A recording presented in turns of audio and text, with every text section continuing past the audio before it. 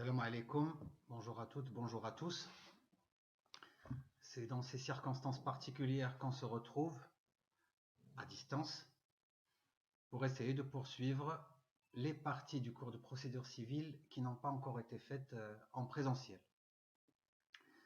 Donc, ceux qui ont suivi depuis le début savent que on a déjà évoqué les conditions dans lesquelles un justiciable peut accéder à la justice, les conditions d'exercice de l'action, que l'on a déjà évoqué les règles de compétence ou la réponse aux questions devant quel tribunal je dois aller d'un point de vue spécialisation et devant quel tribunal je dois rester d'un point de vue territoire ou d'un point de vue géographique.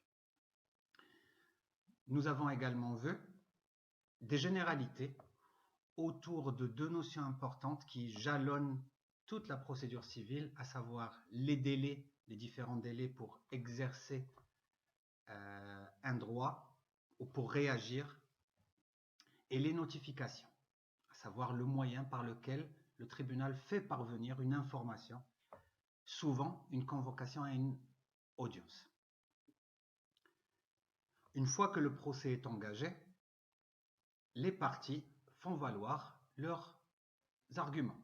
La partie demanderesse, le demandeur fait valoir ses prétentions, le défendeur fait valoir les arguments par lesquels il conteste ses prétentions sur le fond, on appelle ça des moyens de défense au fond, ou par des moyens procéduraux, tels que l'exception d'incompétence, l'exception de nullité, la litispendance, la connexité, etc. Nous les avons vus. Il arrive que les différents documents versés par les parties, les différentes allégations des parties ne suffisent pas à former l'intime conviction du juge, ne suffisent pas à faire en sorte que l'affaire soit en état d'être jugée. Il est possible dans ce cas d'avoir recours à des mesures d'instruction.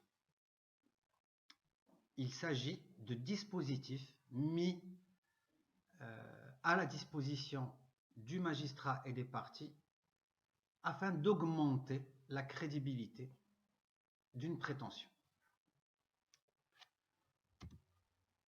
Parmi ces mesures d'instruction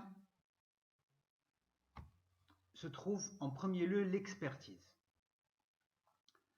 Alors il s'agit simplement, lorsque on est devant un point technique, ardu, compliqué, il s'agit d'avoir recours à un expert.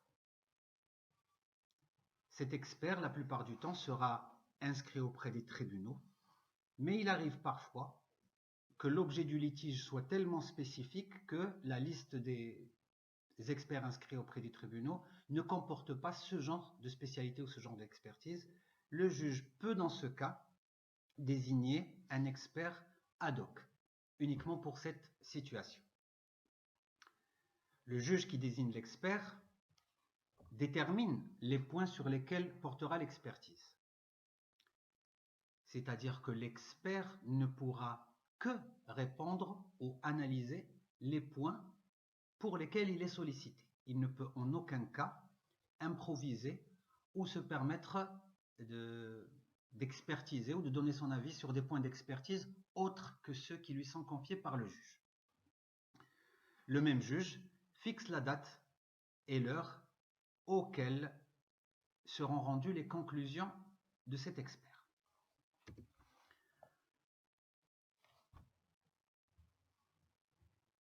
Il arrive parfois que l'expert en question, l'expert désigné, soit dans l'incapacité d'accomplir sa mission. Dans ce cas, le juge peut en désigner un autre. Si par contre le refus de l'expert n'est basé sur aucun motif valable, le juge peut lui infliger le versement de dommages-intérêts. Il est également à savoir que les conclusions de cet expert ne sont pas contraignantes pour le juge.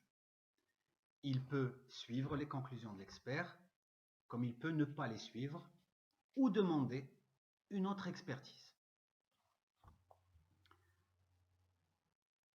vous aurez assez spontanément pensé aux expertises en matière immobilière, lorsqu'il s'agit par exemple d'un litige portant sur des terrains limitrophes.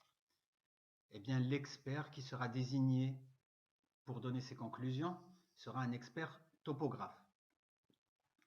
Vous pouvez imaginer également la situation dans laquelle il y a un litige concernant le montant d'assurance, d'une assurance. Eh bien, il existe des experts inscrits auprès des tribunaux spécialisés dans les questions d'assurance. À ce stade, je vous invite à mettre la vidéo en pause et essayer de retrouver 2 ou 3 autres types de litiges dans lesquels peuvent intervenir d'autres genres d'experts.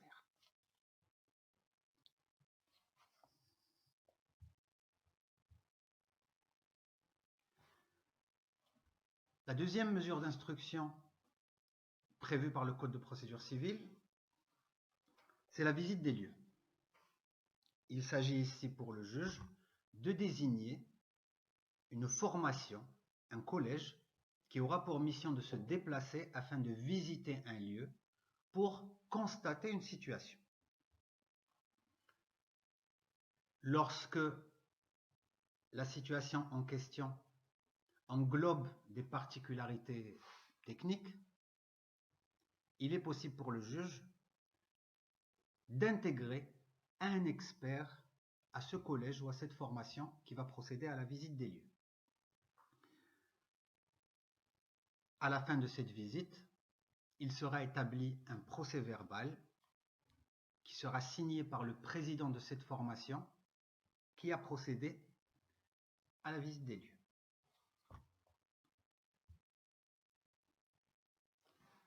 Troisième type de mesure d'instruction, c'est ce qu'on appelle les enquêtes. Il s'agit simplement de recueillir des témoignages pour vérifier la véracité ou infirmer des faits. Le juge invite les parties à présenter leurs témoins à des jours et à des heures définis. Ces témoignages sont bien entendu rendus sous serment et séparément. Et leur contenu est consigné dans un procès-verbal par le greffier, signé par le juge et qui sera par la suite annexé au jugement.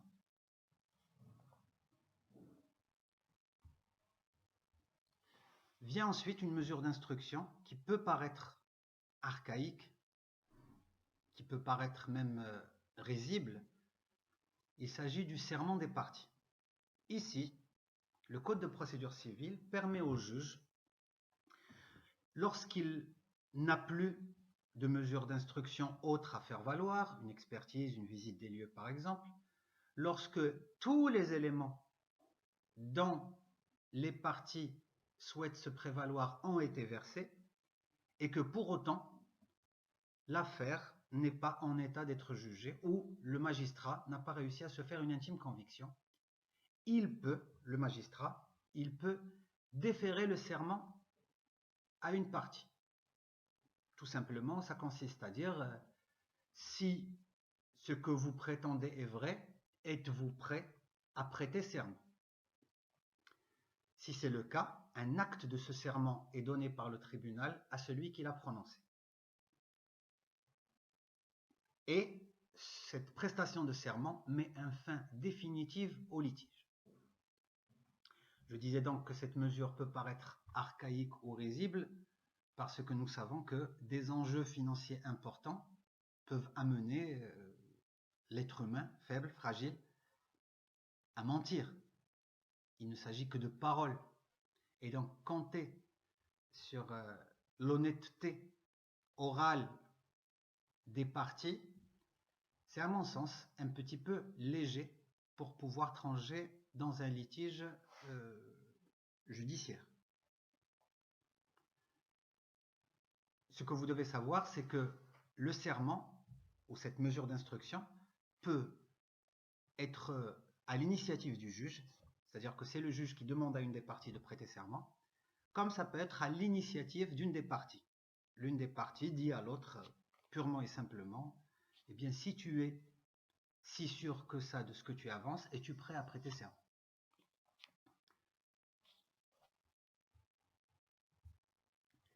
La dernière mesure d'instruction prévue par le Code de procédure civile, ce sont les vérifications d'écriture et les faux incidents. Il s'agit de la situation où l'authenticité d'un document est mise en doute. Première situation, c'est lorsque une partie présente un document prétendument signé ou rédigé par son adversaire et que cet adversaire le nie. Il en nie la paternité. Dans ce cas, une expertise, une vérification d'écriture basée sur une expertise est ordonnée. Et s'il s'avère que le document a en effet et véritablement été rédigé ou signé par la partie qui l'a nié, cette personne, cette partie, s'expose à une amende. L'autre scénario, c'est celui où une pièce présentée pendant le procès est contestée, elle est targuée de faux par l'autre partie. Dans ce cas, une expertise est ordonnée et à la suite de cette expertise, si celui qui a prétendu que l'autre pièce était fausse s'est trompé, il s'expose à des amendes. Si par contre le faux est avéré, eh bien dans ce cas, les pièces sont transmises au ministère public pour application de la procédure pénale. Il est à savoir enfin que la vérification d'écriture ou l'expertise en vérification d'écriture peut se faire de deux manières différentes, soit en comparant des écrits antérieurs avérés avec l'écrit en question, soit en ayant recours à une expertise plus profonde sur l'écriture elle-même.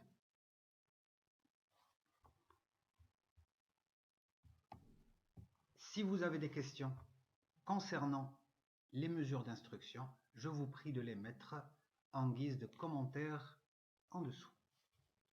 À bientôt.